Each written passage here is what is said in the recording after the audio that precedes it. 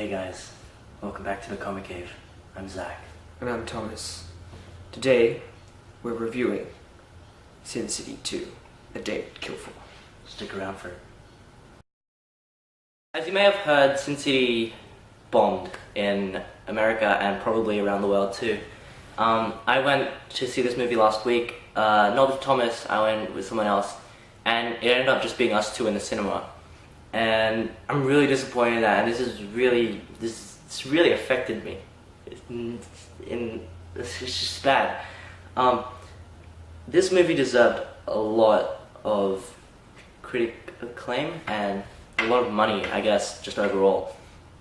And people just didn't go see this movie, and I just don't understand why. I was talking to my friends and I asked them if they wanted to see it, and they said no, because it's in black and white. And I guess the age demographic for people who go to the movies now are different, and people don't really care about how good a movie is now. All they care about is explosions and gunshots, and that's why Transformers is one of the biggest movies of the year, and yet, I mean, if you've seen it, you know what I'm talking about. It's not a good movie at all. Then there's movies like Divergent and The Maze Runner, which is coming out which is out now actually, and it's just basically a Hunger Games ripoff and just a book. No, it's just, everyone says they want something new from movies, and once they get it, they don't want to see it.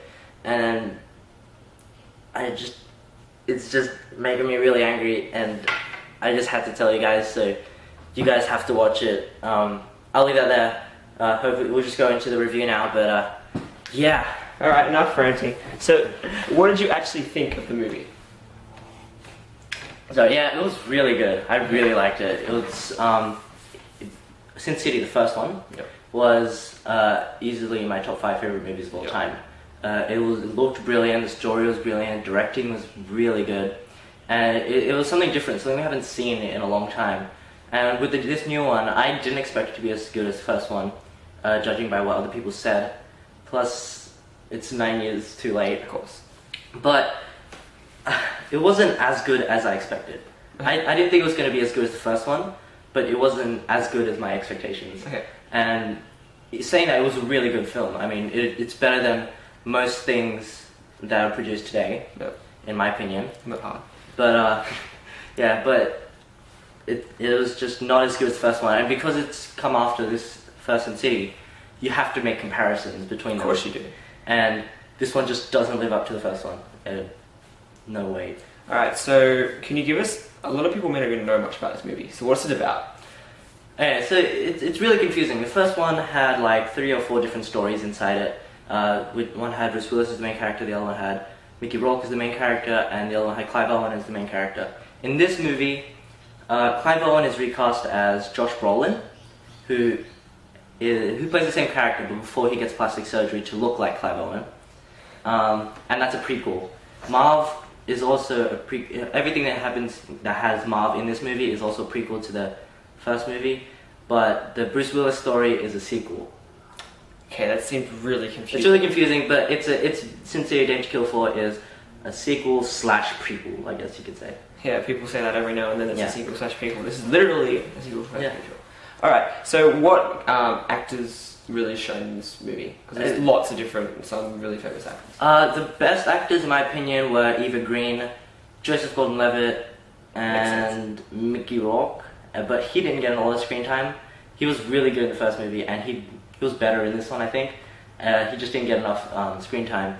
The others were still really good, and if I name every single actor in here, it might take a while. But they were all the actors were pretty good. I know Jessica Alba isn't known for her acting, but she wasn't bad in this. There were heaps of cameos, which I love. Frank Miller and Robert Rodriguez popped up at one point, which was really cool. So yeah, acting is all good, and the cast was amazing too.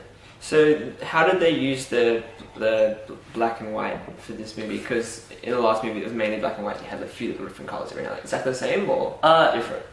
They played the idea. The first one was really stylish, really artistic. You had bold white against bold black, and very interesting use of shadows.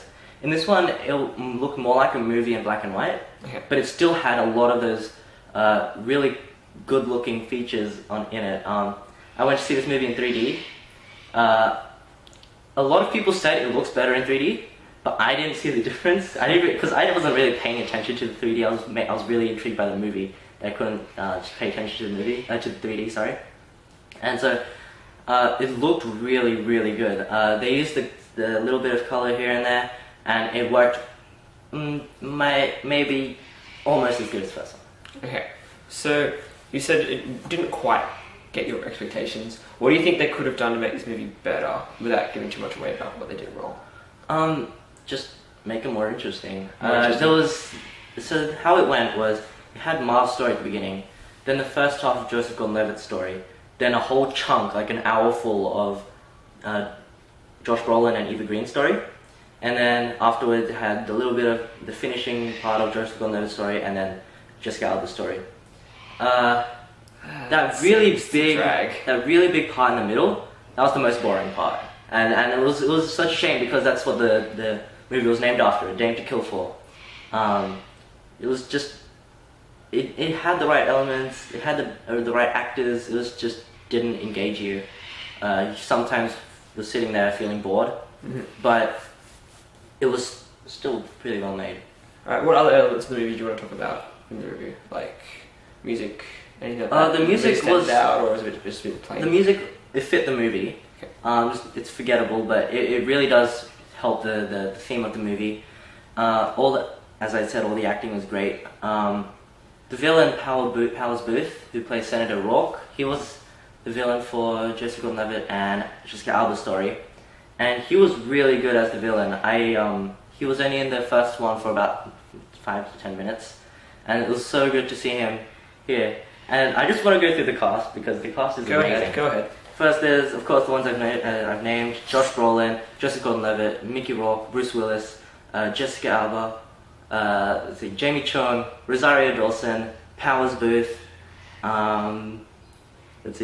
Dennis Haysbert, and then there's cameos as well from obviously the directors Frank Miller, Robert Rodriguez, Juno Temple, Ray Liotta, Christopher Lloyd, that was really interesting to see, Lady Gaga.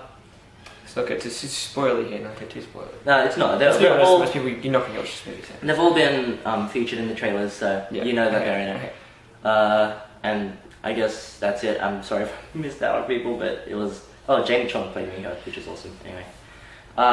It looked brilliant. I just don't understand why people wouldn't see the appeal in the look.